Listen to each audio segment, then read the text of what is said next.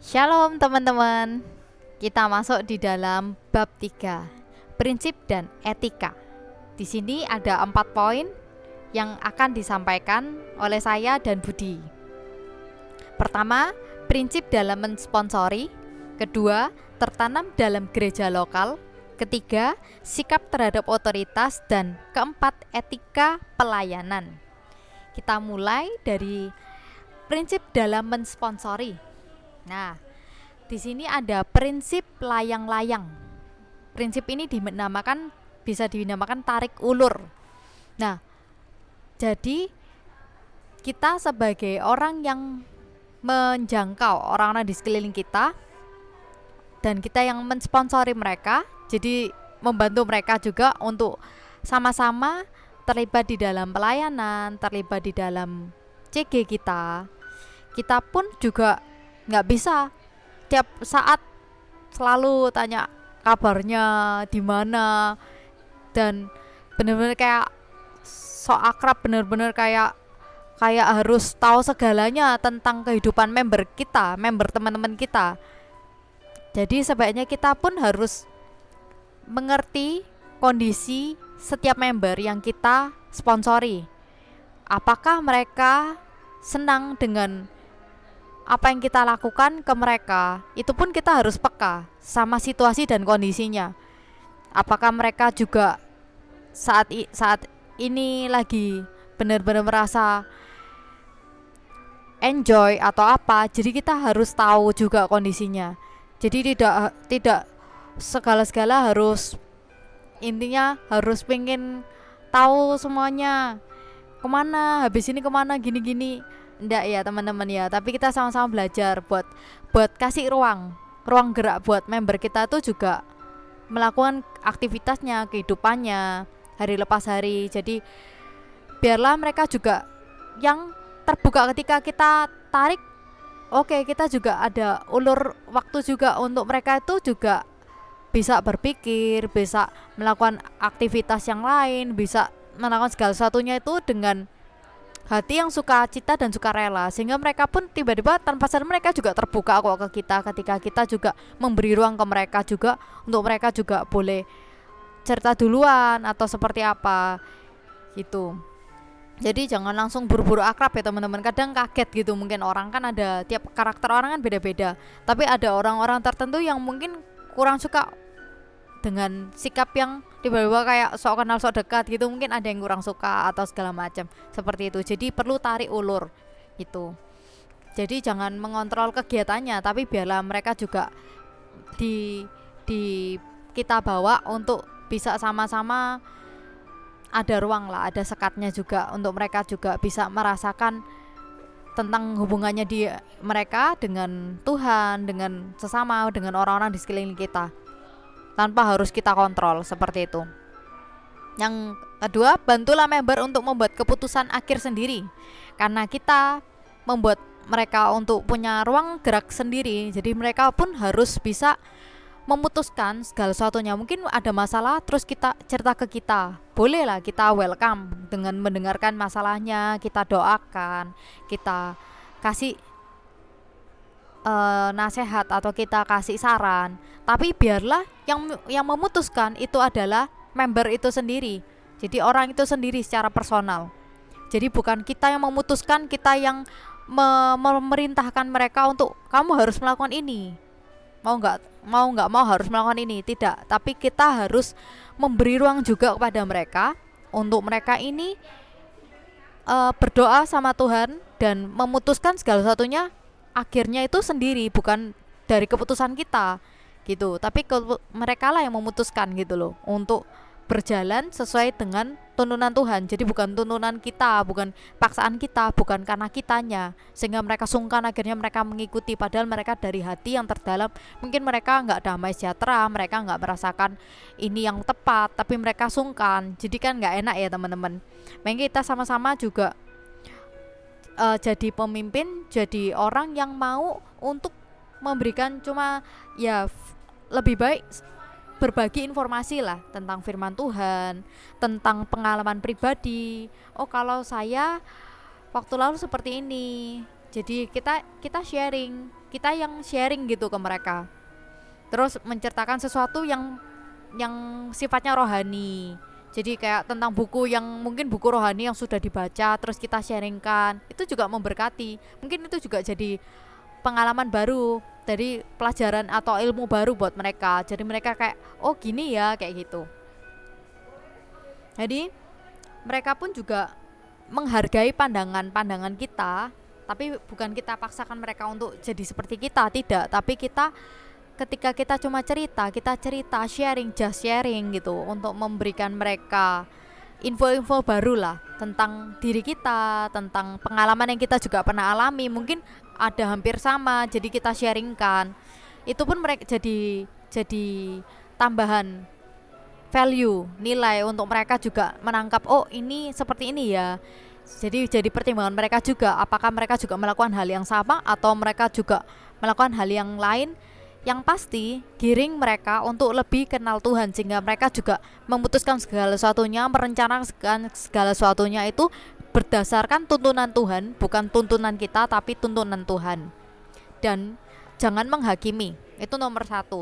Misalnya mereka berbuat salah nih, jangan langsung dihakimi, jangan disalah-salahkan, tapi yuk kita sama-sama nolong mereka. Jadi tidak membuat mereka itu jadi enggan sama kita. Ketika kita menghakimi tanpa sadar, mereka itu jadi kayak menutup diri sama kita.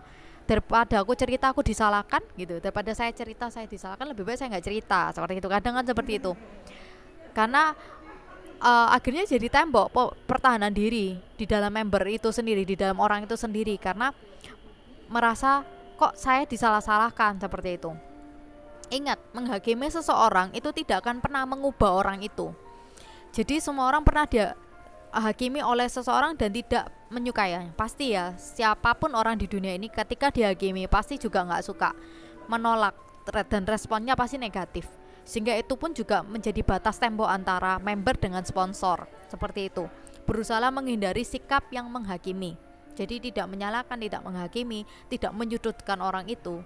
Tapi yuk kita giring sama-sama untuk sama-sama memperbaiki diri, sama-sama belajar, sama-sama dimuridkan, seperti itu. Mengatasi masalah yang dinyatakan berulang kali. Ada ya kadang mungkin orang itu problemnya itu aja. Ya mungkin di member yang lain kadang jenuh denger kok ceritanya itu aja, mungkin pergumulannya soal utang piutang gitu ya. Terus diumumkan jadi bulan Januari, Februari, Maret ceritanya soal itu terus. Nah, kita pun sebagai pemimpin harus kasih arahan yang membangun, yang tidak malah menyalahkan, malah merugikan. Kita pun harus memimpin member-member kita, memimpin orang-orang di sekeliling kita itu dengan memperhatikan hal-hal berikut ini. 1. Lakukan tugas pelayanan kita itu dengan berpegang pada kebenaran dalam kasih Kristus di Efesus 4 ayat 15. Kedua, ingatkanlah kembali member Anda, jadi member-member ya, anggota kita, bahwa ia pernah menceritakan masalah yang sama ketika ia menceritakan kembali masalah tersebut. Oh, kamu pernah cerita tentang ini loh, kamu cerita tentang ini waktu lalu gitu. Itu enggak apa-apa, cuma ya menceritakan, intinya mengingatkan, oh ya kamu pernah cerita ini, seperti itu. Yang ketiga, libatkan orang yang lebih senior. Mungkin kalau itu masalahnya berat atau kita pun juga bingung mau mengatasinya seperti apa, daripada kita salah dalam tindakan kita sebagai pemimpin yang memimpin mereka, lebih baik kita melibatkan orang yang lebih senior di atas kita. Mungkin ketika kita jadi sponsor, kita melibatkan CGL kita, CG leader kita, atau ketika kita jadi CGL, kita melibatkan coach kita, atau ketika kita jadi coach, kita melibatkan tim leader kita, seperti itu. Jadi kita tidak merasa mengalami kesulitan sendiri, karena kita perlu untuk nasihat dari pemimpin di atas kita, seperti itu. Nah, poin ini yang berikutnya, jangan sekali-sekali meminjamkan uang kepada member secara langsung. Nah, ini uang sensitif teman-teman. Kalau teman-teman meminjamkan uang, mungkin benar-benar teman-teman mungkin merasa kasihan atau iba. Bagi saya, ketika meminjamkan, anggaplah itu kita itu memberi. Jangan berharap itu uang bisa kembali atau gimana. Ketika kita meminjamkan itu otomatis ada kalanya mungkin teman kita tuh nggak bisa mengembalikan. Jadi lebih baik daripada teman-teman kepikiran habis tak pinjamkan ini terus kepikiran, lebih baik jangan meminjamkan. Ya, itu lebih baik daripada hubungan itu yang dijalin jadi rusak. Awalnya dekat, awalnya baik, awalnya saling care, tapi ketika sensitif itu diselentik, ya itu apa? Uang, meminjam uang dan tidak dikembalikan, diingat-ingat terus dalam pikiran, itu membuat kita pun jadi enggan sama orang itu kan. Otomatis juga hubungan juga kurang bagus, padahal kita ini harus memimpin, harus mengayomi, harus membimbing, harus membangun hubungan sama dia. Jadi kan berkurang gitu loh. Makanya jangan sekali-kali meminjamkan uang, itu bagus. Lebih baik seperti itu daripada meminjamkan dan jadi pikiran kita dan jadi hubungannya rusak. Lebih baik nggak meminjamkan, seperti itu. Nah, yang tertanam di dalam gereja lokal. Di dalam gereja lokal sendiri, mengapa sih kita harus tertanam? Nah, ini poinnya. Nomor 1, gereja adalah keluarga Allah. Di Efesus 2 ayat 19 sampai 22. Ibaratnya seorang bayi yang baru lahir. Ketika lahir, bayi itu otomatis membutuhkan keluarga, membutuhkan kasih sayang, dan perlu dibesarkan oleh orang tuanya. Nggak mungkin kan ketika lahir bayi itu dibiarkan begitu saja. Nggak bisa hidup dengan aman ketika bayi itu ditinggal gitu aja. Ketika bayi lahir, seperti kita lainnya, kita itu masuk ke dalam suatu gereja. Di gereja KMS, di gereja Mawar Syaron, kita adalah keluarga Allah. Kita adalah anggota di dalam keluarga ini. Jadi jangan merasa diri itu sendiri, alone. Karena ketika sendiri, itu pun juga membuat kita tuh jadi tidak mengambil panggilan Tuhan di dalam hidup kita, tidak meresponi panggilan Tuhan gitu. Miliki komitmen untuk menetap dalam sebuah keluarga rohani. Kalau teman-teman saat ini merasa saya mau tertanam, saya mau komitmen di dalam suatu persekutuan doa, ayo sama-sama tertanam, sama-sama merasa ini keluargaku, meskipun beda darah daging, tapi ini keluargaku di dalam Tuhan. Ini kerohanianku dipupuk dari sini. Yuk sama-sama mau menerima penggembalaan yang membuat kita tuh sama-sama bertumbuh. Jangan seperti ngerasa yatim piatu ya teman-teman. Karena kalau ngerasa yatim piatu itu otomatis mengembara tanpa rumah. Jadi berpindah-pindah tempat, merasa oh di sini nggak enak, di sini orang-orangnya gini, di sini makanannya sedikit atau apa kayak mungkin ya bisa jadi.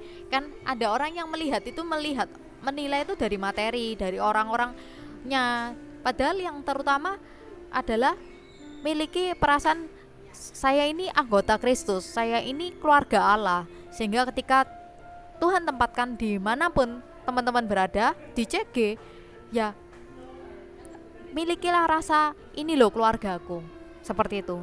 Sehingga kita jadi enggan untuk meninggalkan, tapi kita jadi lebih fokusnya pada kehendak Tuhan di dalam CG, seperti itu. Yang kedua, gereja adalah rumah Allah. 1 Petrus 2 ayat 5. Gereja, ketika teman-teman bergereja di GMS di Mawar Syaron, ini loh rumah Allah. Jadi rumahnya kita juga. Karena penting teman-teman punya perasaan bahwa ini rumah Allah, ini tempat Tuhan tuh disenangkan. Otomatis kita pun juga harus menyenangkan hati Tuhan gitu loh. Ketika kita datang ke gereja, miliki hati juga mau untuk sama-sama membangun rumah itu sama-sama, kayak gitu.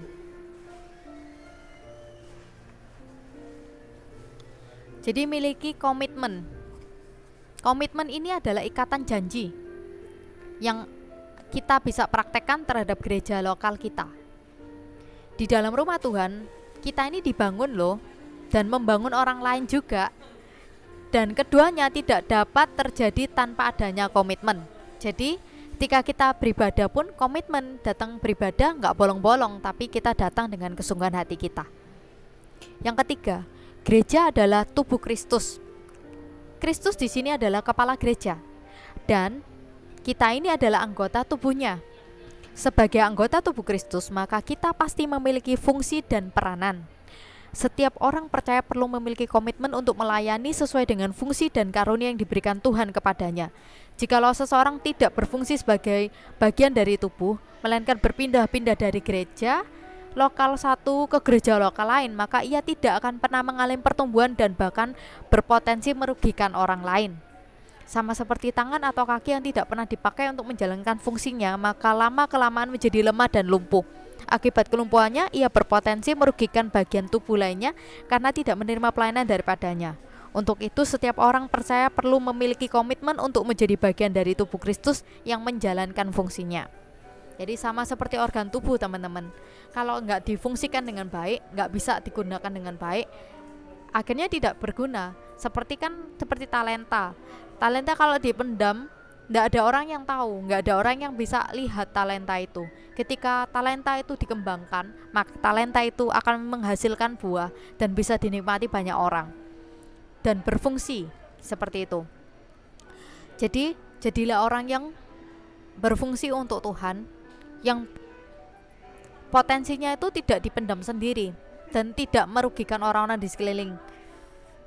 Dengan bergabung di gereja lokal tanpa merasa kayak terbeban gitu ya teman-teman. Jadi fokusnya adalah karena ini panggilan Tuhan, karena saya rindu untuk lebih mengenal Tuhan.